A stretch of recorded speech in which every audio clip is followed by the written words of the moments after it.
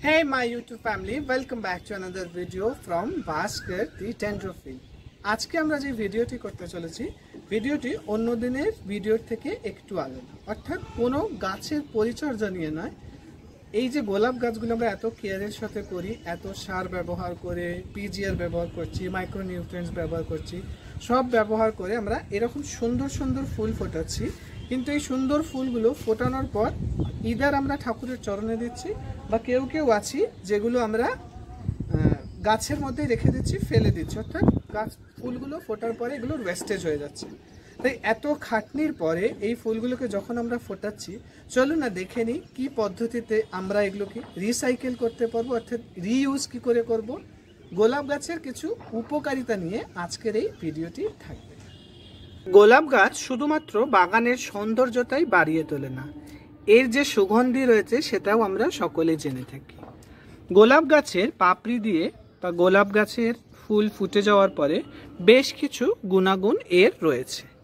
এই গুণাগুণ জানলে আশা করি আপনারা আর বাগানের গোলাপ ফেলে দেবেন না, বরং তার উপকারিতা জেনে আপনিও আপনার বাড়িতে গোলাপগুলোর রিইউজ বা রিসাইকেল করতে পারবেন। গোলাপ গাছের প্রথমেই যেটা আমরা ব্যবহার করতে পারি, আমরা জানি যে স্কিনের জন্য বা আমাদের ত্বকের জন্য স্কিন টোনার হিসেবে গোলাপ জল ব্যবহার করা যায়। আমরা সকলেই কম বেশি পয়সা দিয়ে বাইরে থেকে গোলাপ জল করি, কিন্তু একবার ভেবে দেখুন এই বাগানে আপনার এত এত গোলাপ ফোটানোর পর সেগুলো ঝরে যাওয়ার পর ফেলে না দিয়ে আমরা যদি প্রাকৃতিক নিয়মে বাড়িতেই কিছু গোলাপ জল বানিয়ে নিজেদের স্কিনে ব্যবহার করি, তাই হলে আমাদের টাকার যেরকম সেভ হবে, হয়ে যাবে রিসাইকেল, অর্থাৎ ফুলগুলো ফুটে যাওয়ার পর আমরা ফেলে না দিয়ে সেগুলোকে কাজে লাগাবো। এছাড়া আমরা গোলাপের পাপড়ি দিয়ে চা তৈরি করতে পারি। সুগন্ধি গোলাপের পাপড়ি ভালো করে শুকিয়ে নিয়ে আমরা ফুটিয়ে চায়ের সাথে ইউজ করতে পারি। বাড়িতে কোনো অতিথি আসলে তাকে একবার এই গোলাপের চা খাইয়ে দেখবেন, আপনার নাম দেখবেন সে পঞ্চমুখ করতে বাধ্য।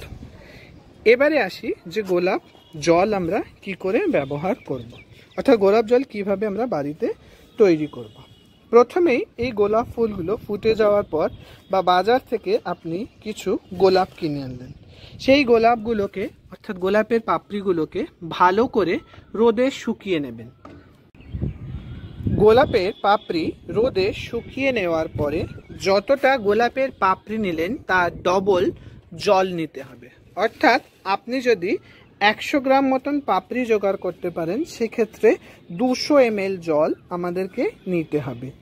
এই জল ভালো করে ফুটিয়ে তারপরে গোলাপের পাপড়িগুলো দিয়ে নেব এবং এটিকে এমনভাবে ফোটাতে থাকবো যাতে আমার 200 ml যেই জলটা নিয়েছিলাম এবং 100 গ্রাম মতন পাতা, সেই জলটা ফুটতে ফুটতে যাতে 100 গ্রামে পরিণত হয়, অর্থাৎ হাফ মতন আমরা ফুটিয়ে জলটাকে কমাবো। তারপরেই দেখতে পারবো যে আমাদের জলের যেই প্রাকৃতিক রংটা, তো ন্যাচারাল অবস্থায় গাছ জল যেই অবস্থায় ছিল তখন ফোটার পরে সেটা গোলাপের কালার যেটা ছিল সেই কালারে ধারণ করবে। এইভাবে জল ফুটিয়ে হাফ করে নেওয়ার পরে আমরা জলটাকে হালকা করে ঠান্ডা করে নেব। ঠান্ডা করে নেওয়ার পর একটি স্প্রেয়ারের মধ্যে দিয়ে আমরা এটাকে স্কিন টোনার হিসেবে কাজ করতে পারি। আশা করি এই ভিডিওটি দেখার পরে আপনারা আর গোলাপ গাছগুলোকে বা গোলাপের পাপড়িগুলোকে ফেলে না দিয়ে রিইউজ করবেন। রিইউজ করার পদ্ধতি একদমই ইজি। গোলাপের পাপড়িগুলোকে রোদে শুকিয়ে নিয়ে কিছুটা জল নিয়ে, যতটা জল নেব তার হাফ আমরা গোলাপের পাপড়ি নেব এবং সেটাকে ভালো মতন ফুটিয়ে হাফ জলে পরিণত করব। অর্থাৎ যেরকম বলেছিলাম যে আমি যদি 100 গ্রাম জল নিই, সেক্ষেত্রে 50 গ্রাম গোলাপের পাপড়ি নেব এবং জলটাকে এমনভাবে ফোটাতে থাকবো যাতে সেটা জলটা হাফ হয়ে যায়। এইভাবে আপনি স্কিন টোনার হিসেবে বাড়িতেই তৈরি করে নিতে পারবেন গোলাপ জল, কারণ গোলাপগুলো ফুটে যাওয়ার পরে আমরা সেগুলোকে ফেলে দিয়ে থাকি। আশা করি আমার এই ছোট্ট ভিডিওটি আপনাদের কাছে কিছুটা হলেও ইনফরমেশন এনে দিয়েছে। ভিডিওটি ভালো লেগে থাকলে অবশ্যই লাইক, কমেন্ট, শেয়ার এবং সাবস্ক্রাইবের মাধ্যমে আমার আগামীর পথকে সুগম করবেন এই কামনাই রাখি। ভালো থাকবেন, সুস্থ থাকবেন, সবুজের পাশে থাকবেন এবং গাছ সংক্রান্ত কোনো প্রশ্ন থাকলে আমাকে একবার করে দেখতেই পারেন।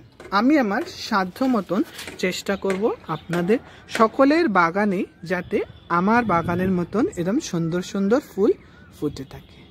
ততক্ষণে ভালো থাকবেন এবং অপেক্ষায় রইলাম আপনাদের কমেন্টসের, এবং আমিও নিয়ে আসব পরবর্তী কিছু video. Till then, stay tune. Thank you.